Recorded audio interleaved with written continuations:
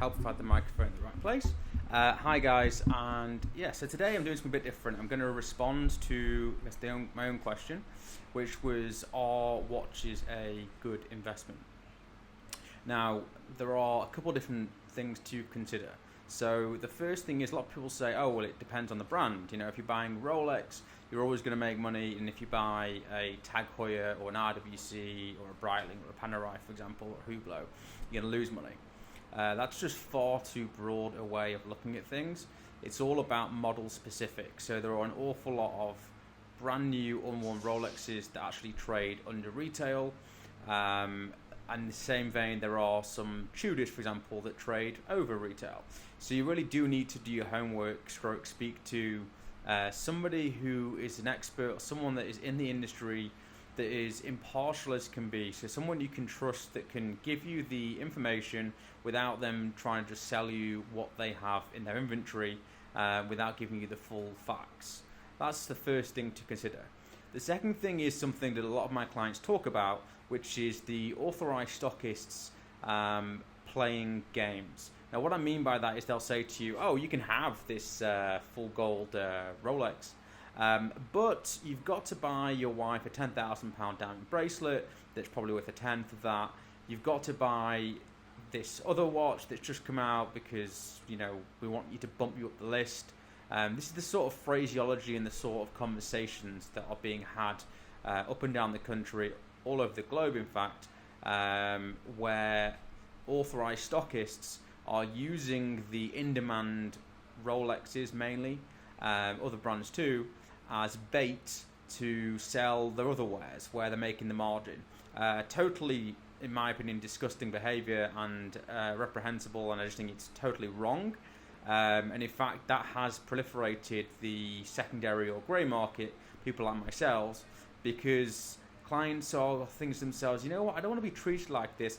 I want the watch that I want. I don't want to have to buy 3 or 4 watches. The same thing exists in the car industry. You know, if you want a GT3 RS, you've got to buy 10 Porsches or whatever the case may be. So yes, this is something that's not new, something that's unlikely to change. But I would be very wary, because what happens is you may not even get the watch you want, but let's say you do get the watch you want. You've bought so many things beforehand. More often than not, you're best going onto the secondary market, paying, if it is an in-demand watch, above list price or retail price, but actually you're getting the watch you want. You're not having to wait, and you get to enjoy it, and you're not having to buy product that's just losing your money at the end of the day. You don't want it, and again, you may not get the watch you want. I also say to people, this is often true, if you really want a watch, maybe put your name down, buy one secondary or on the grey market, enjoy that watch. By the time that new watch that's hard to get maybe comes 18 months, 24 months, 36 months, whatever the case may be, possibly, most likely, I would say, the retail price will have gone up a good number of times by then, 3-4% a time. This happens often twice a year, particularly on Rolex, other brands too. And therefore, the watch that you've bought pre-owned most likely will have appreciated possibly. And the watch that's new and worn, you have 2 options there. You can either sell that watch on for a decent profit, hopefully, because it's new and worn and desirable watch, and you've had the wear of the watch that's on your wrist that's pre-owned, or of course you sell the pre-owned one and you take the new and worn one for yourself. Now, next part of this question is, should you be buying watches as an investment? Well, there's an argument that says look at it as a piece of art, something that's you're there to enjoy, to appreciate, and that should be the main factor. If you love it, if you really want to wear it and it's for you, and that makes a big difference to you and it's really something that you want, by all means buy that watch. And if you make money alongside that over time, great. But that shouldn't be the main driver. It's a potential train of thought. Also to consider is how long, what sort of time horizon you're talking about. If you're talking about a few years, there were days and there are still watches where yes, you can flip them over a short period of time.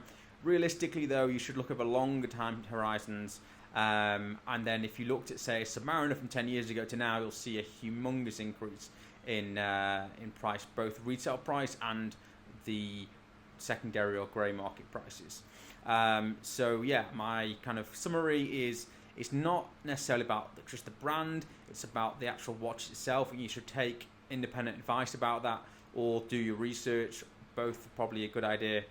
Second is to consider that playing the game at retail with authorized stockists, I think, is a losing game in the end, and more people are coming to Watch Marketplace and companies similar to ours because they're sick and tired of the nonsense. And the third thing is, actually, should you be buying it for an investment? Is it not a piece of art they should enjoy, savor, wear, pass down generations, that sort of thing? So they're the kind of three main points. There's also another train of thought, which is something that we do at Watch Marketplace.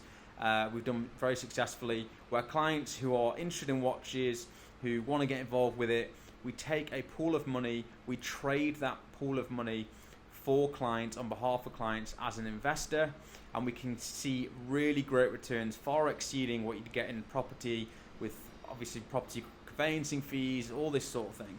I'll talk about that probably more in another video, but just to note, we're getting at least a net of 15% returns annually, and that's been duplicated over a few years now, and that's pretty reasonable.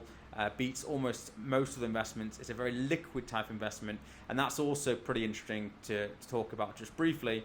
I know it's quite a long video, but liquidity is really important as an asset. If you ever want to sell, if you ever got something that comes up, a watch, there's always somebody out there and a price someone's willing to pay for a watch, and they are very, very liquid, much easier to move than a car, than property, than many other assets. So just something to bear in mind. Hope that's been of value. Let me know if you agree or disagree, and anything I may not have put into the video, but hopefully it's pretty simple summarized as to my thoughts on the matter, and look forward to hearing from more of you. Thank you.